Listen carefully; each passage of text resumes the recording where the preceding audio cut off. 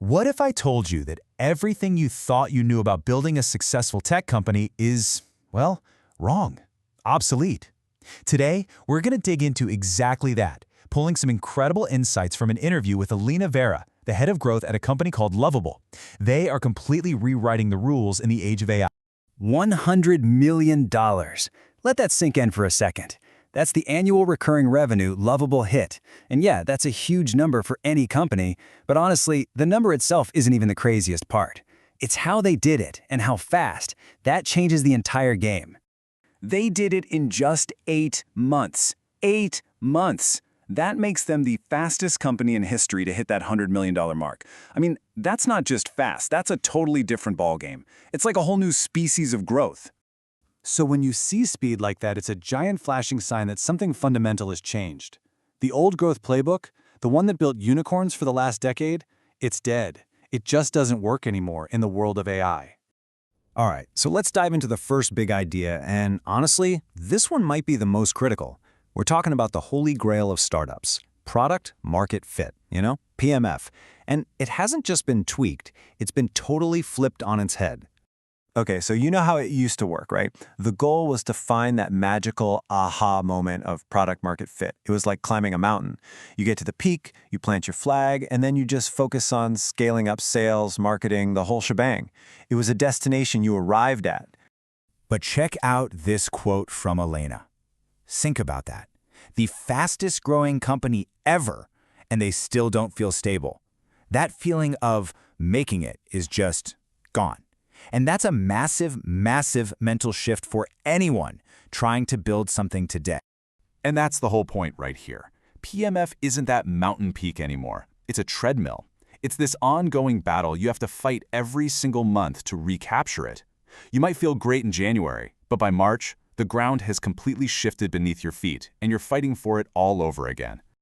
So why the constant chase? I mean, what's driving this insanity? Well, it's a perfect storm, really. The underlying AI models are getting better every single week. That means what's possible changes constantly, and your customers' expectations, they change right along with it. Plus, it's gotten so cheap to build a competitor that rivals can pop up literally overnight.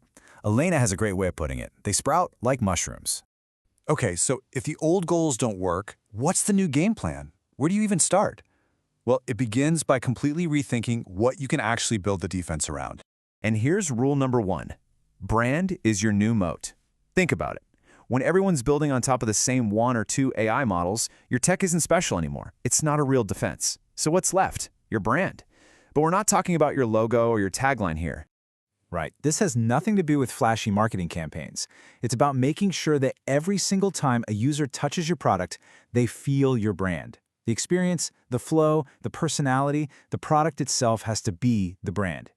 And this is where things get really interesting. Because look who owns the brand now. It's not the marketing department anymore. It's the product team. So your product managers aren't just shipping features and watching dashboards.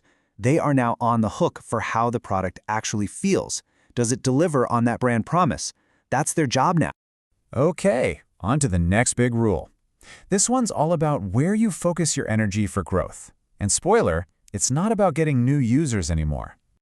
Let's be real. In this AI hype cycle, getting people to sign up for your cool new thing, that's the easy part. Everyone has FOMO. The real challenge, the thing that's literally going to make or break you, is keeping them around, especially when a dozen shiny new competitors pop up every single week. So, you've got this treadmill for product market fit, you've got insane competition. What does that mean for marketing? Well, it means the old playbook is basically toast. Yeah, check out these numbers from Elena. She figures that for a true AI-native company, only about 30% of the old marketing tactics, SEO, paid ads, blog posts, are even effective anymore. So where does the other 70% of your growth come from? It has to be something completely different. And here it is. This is the new playbook. Pillar 1, word of mouth. You have to build a product experience that gives people a genuine wow moment, something they have to tell their friends about. Pillar 2, founder social.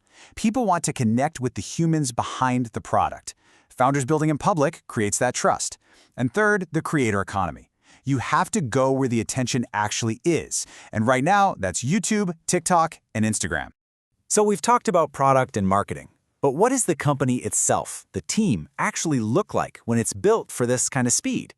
Well, it looks kind of chaotic in a good way. We're talking about extreme shipping velocity, like releasing new stuff daily, not in some 2-week agile sprint.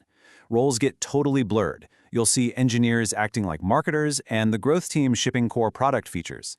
You need generalists, people who can wear a bunch of different hats, not specialists who stay in their lane. And you have to make bets based on your gut because you're moving so fast you just don't have time for a 6-month feedback loop. It's a total rewiring of how a company is supposed to operate. And that quote says it all, right? Shipping velocity isn't a feature, it's a means of survival. Being able to build and iterate faster than everybody else isn't a competitive advantage anymore. It's table stakes. It's how you stay alive. Your speed becomes your only real moat. So when you put it all together, what's the big takeaway? It's that surviving this massive shift to AI isn't just about plugging in a new tool or changing your marketing slogan. It's about rethinking the entire DNA of your organization. Which leaves us with one pretty heavy question to chew on. Is your company actually built to survive this?